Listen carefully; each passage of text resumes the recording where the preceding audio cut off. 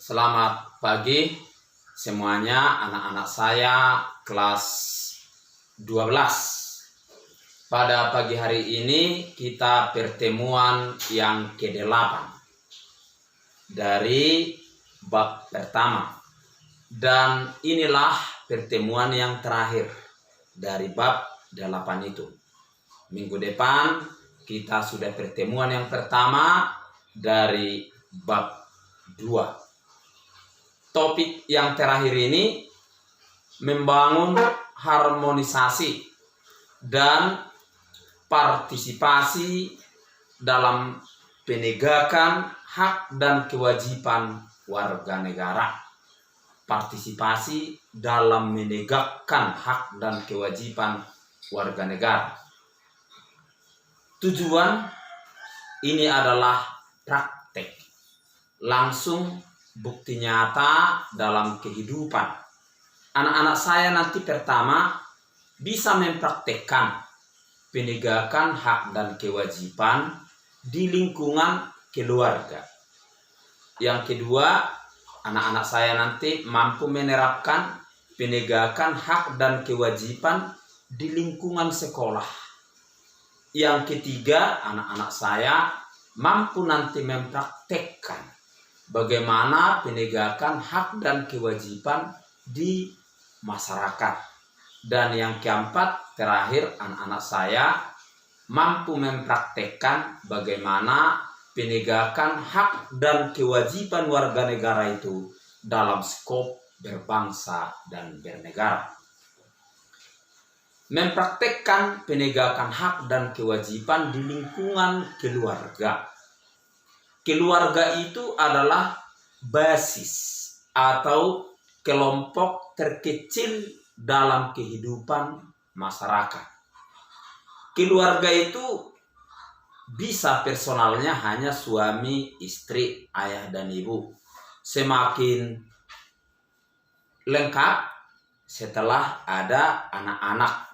Dan kalau sudah ada susu, itu bukan lagi nuclear family, ya, tapi dia sudah keluarga besar, ya. Jadi di keluarga ketiga komponen tadi, ayah, ibu, anak-anak, semuanya punya peranan dan tugas masing-masing. Semuanya punya hak dan kewajiban-kewajiban. Anak-anak saya sebagai anak di keluarga, saya pun sebagai bapak, orang tua di keluarga, punya hak dan kewajiban. Anak-anak itu punya hak diberi makan, pangan, diberi pakaian, sandang, dan diberi perlindungan, yaitu papan. Dan anak-anak saya di samping itu punya hak lagi akan kasih sayang, cinta, dan pengembangan diri.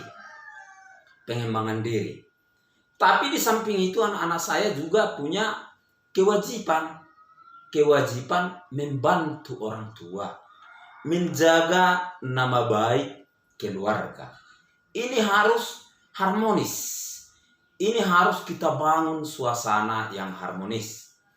Kalau orang tua salah, kalau dia tidak memberi nafkah kepada anak-anaknya, orang tua salah kalau orang tua tidak memberi pakaian yang layak kepada anaknya dan hunian yang tidak layak kepada anaknya. Itu tidak bertanggung jawab, atau itu adalah mengingkari kewajibannya. Dan anak-anak juga tidak bagus kalau mereka tidak menghormati orang tua. Kalau anak-anak juga tidak mendukung orang tua, tidak mendukung ekonomi keluarga, dan juga anak-anak tidak menjaga nama baik keluarga, tidak baik. Di sini terjadi tidak ada penegakan hak dan terjadi pengingkaran sebuah kewajiban. Jadi bagaimana yang harmonis itu? Semuanya, orang tua, anak tahu posisinya, tahu apa yang menjadi tanggung jawabnya, dan juga paham apa yang menjadi haknya. Yang kedua, di lingkungan sekolah, bagaimana harmonisasi hak dan kewajiban itu. Di sekolah ini kita punya unsur atau komponen kepala sekolah, dewan guru, staf pegawai, siswa, anak didik semua. Ini komponennya. Dan ada lagi masyarakat sebagai stakeholder, ya, pemilik aset akan lembaga ini. Kita semua.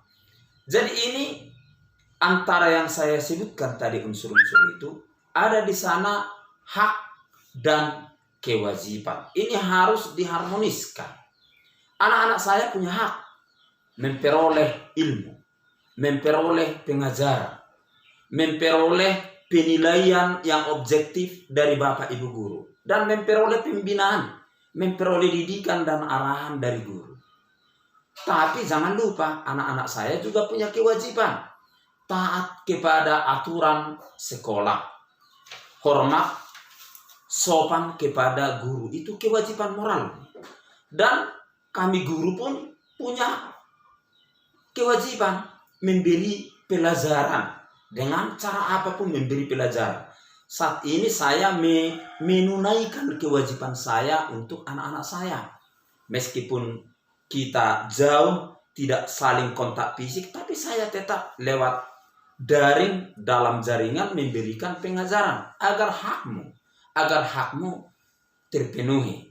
Dan saya tidak mengingkari apa yang menjadi kewajiban.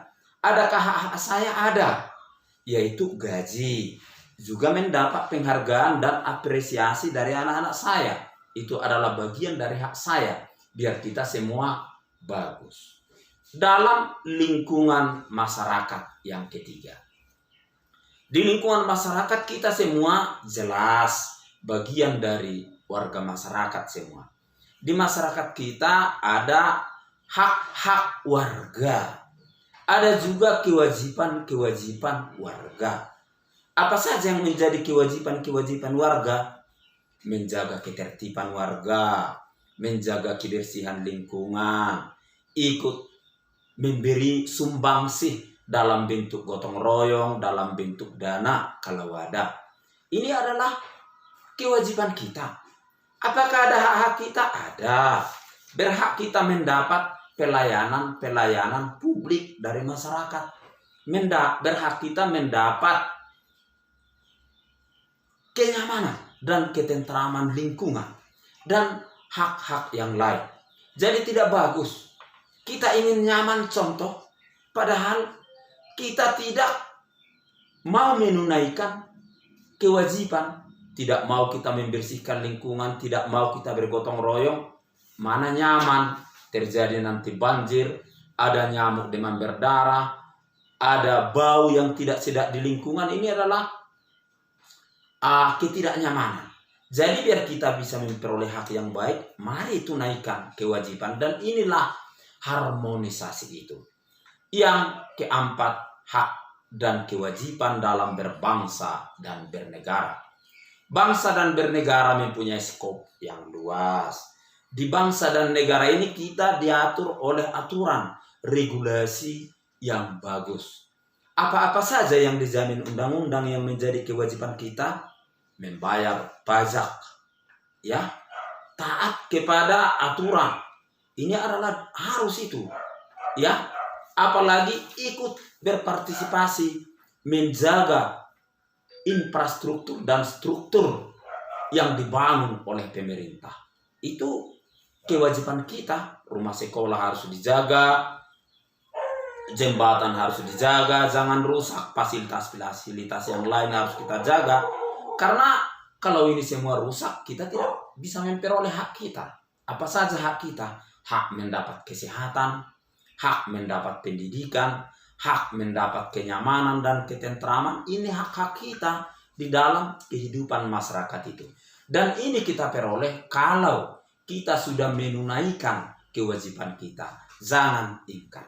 Jadi intinya harmonisasi ini, mari menunaikan kewajiban kita, jangan diingkari. Dan barulah kita bisa memperoleh hak-hak kita, baik di dalam keluarga, sekolah, masyarakat, bangsa, dan negara. Sampai di situ Selamat pagi untuk anak-anak saya semuanya.